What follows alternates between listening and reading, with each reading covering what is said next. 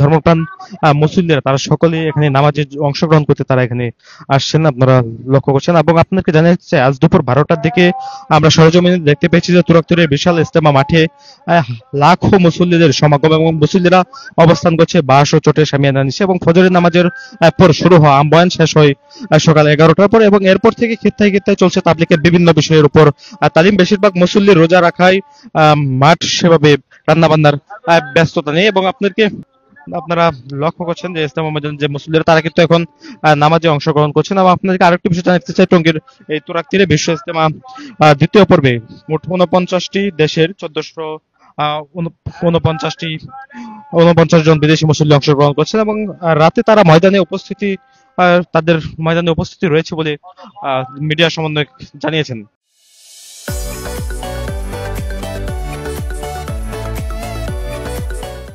আপনাদেরকে জানিয়ে রাখতে চাই, ইজতেমার বিদেশি কামরার দায়িত্বপ্রাপ্ত আমানতেরকারীর বরাত দিয়ে মিডিয়া সমন্বয়কারী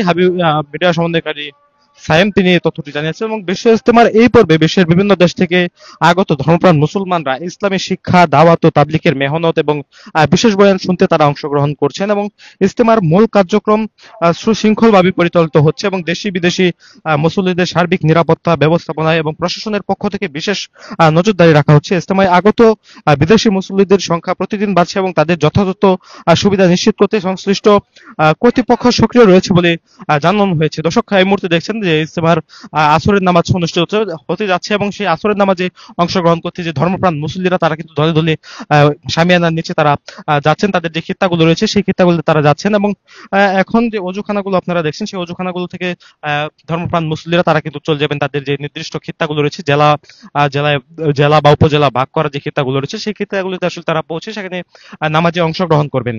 আপনাদেরকে জানিয়ে রাখতে চাই, তুরাগ তীরের বিশ্ব ইজতেমা তৃতীয় পর্বের দ্বিতীয় দিনে দেশ বিদেশের লাখো মুসল্লির উদ্দেশ্যে কোরআন হাদিসের আলোকে বয়ান চলছে আজ সারাদিনে এবং আজ 15 ফেব্রুয়ারি শনিবার 85টি খিত্তার অবস্থান নিয়ে তাবলিগ বিষয়ে মুরব্বীদের দিক নির্দেশনা শুনছেন মুসল্লিরা। আপনাদেরকে জানিয়ে রাখতে চাই, আখিরি মোনাজাতের মধ্য দিয়ে আগামীকালকে শেষ হবে নিজামুদ্দিন মার্কাজ অনুসারীদের বিশ্ব ইজতেমার এবং আপনাদেরকে জানাতে শুক্রবার রাতে বরকতময় শবে বরাত পেয়ে রাতভর ইবাদত বন্দেগীতে পার করেছেন মুসল্লিরা। ফজরের নামাজের পর দিল্লির মাওলানা ইলিয়াস বিন সাদ তিনি বয়ান করেন এবং যার বাংলায় তর্জমা করেন মাওলানা ওসামা ইসলাম। দেখছেন বিশ্ব ইজতেমার ময়দানে ধর্মপ্রাণ মুসল্লিরা লাখো লাখো মুসল্লি কিন্তু অংশগ্রহণ করছেন এই আসরের নামাজে, সেই চিত্রটি আপনারা লক্ষ্য করছেন। পুরো ময়দান কানায় কানায় পরিপূর্ণ হয়ে গেছে ধর্মপ্রাণ মুসল্লিদের নামাজে অংশগ্রহণের মধ্য দিয়ে। আপনাদেরকে জানিয়ে রাখতে চাই, এই ইজতেমা ময়দানে কোনো প্রকার সমস্যার কথা কিন্তু কোনো মুসল্লি আমাদেরকে জানাননি। সকলে সুশৃঙ্খল ভাবে নামাজে অংশগ্রহণ করছেন এবং সকলেই আল্লাহর ইবাদত বন্দেগীতে এখানে ব্যস্ত সময় পার করছেন। আগামীকাল বেলা 12টার দিকে এই ময়দানে আখিরি মোনাজাতের মধ্য দিয়ে শেষ হবে এবছরের 58তম বিশ্ব ইজতেমার আসর।